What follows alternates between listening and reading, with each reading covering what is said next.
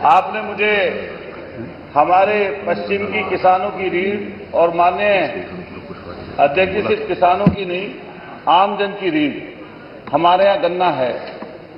अगर गन्ने का बेहतर मूल्य मिल जाए या गन्ने का बेहतर उत्पादन हो जाए और समय से कीमत मिल जाए तो हमारा किसान पूरी वेस्ट यूपी सहित, चाहे वो तराई का इलाका हो और चाहे लखनऊ के आसपास का और चाहे पूर्वांचल का इलाका हो, बड़ी संख्या में किसान हैं गन्ने के। लेकिन बड़ी मायूसी हाथ है, रेट बढ़ नहीं रहा, लगातार लागत बढ़ रही है। माननीय मंत्री जी वरिष्ठ हैं, मैंने क्वेश्चन किया था कि भाई भुगतान कितना हुआ, तो भुगतान बता दिया।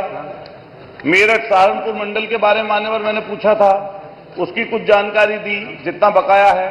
लेकिन मैंने इसके साथ साथ माननीय मंत्री जी से यह भी पूछा था कि जो बकाया है और जो नियम है गन्ना एक्ट में कि भाई अगर बकाये पर 14 दिन से ज्यादा दिन का बकाया हो जाएगा तो उस पर ब्याज दिया जाएगा। इसके मामले में माननीय मंत्री जी ने कोई जवाब नहीं दिया है। मैं मान्यवर कहना चाहता हूं, अब पूछो। हाँ नहीं, मैं एक मिनट माननीय अध्यक्ष जी, एक मिनट पूछ लूं तो लंबा है। पूछो।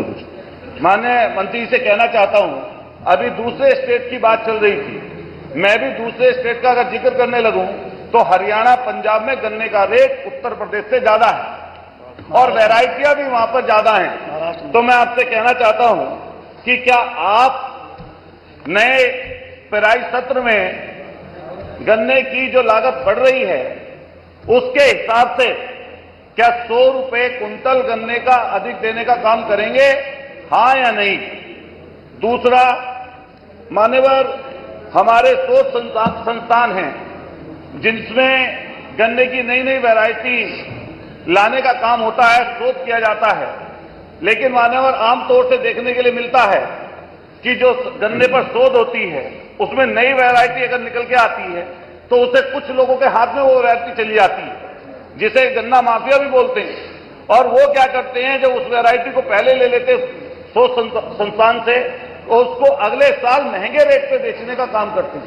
मान्यवर ऐसी विडंबना है कि जहां गन्ने का रेट 300 सवा 300 तक का है, 2300 रुपए कुंटल, एक आंख के 3 रुपया लिया जाता है और लगभग 2300 रुपए कुंटल वही बीज देने का काम ये सरकार कर रही है।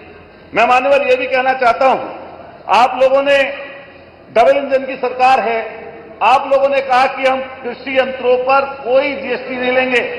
पिछले दिनों हमने अपने यहां गांव में हमारे ताऊ जी के हमारे परिवार में लड़के ने जीएसटी से पहले रूटावेटर खरीदा, 90,000 का था।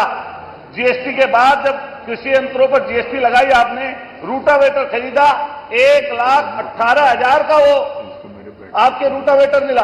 तो मैं पूछना चाहता हूं, क्या आप डबल इंजन की सरकार कृषि यंत्रों पर से जीएसटी हटाने का काम करेगी या नहीं करेगी?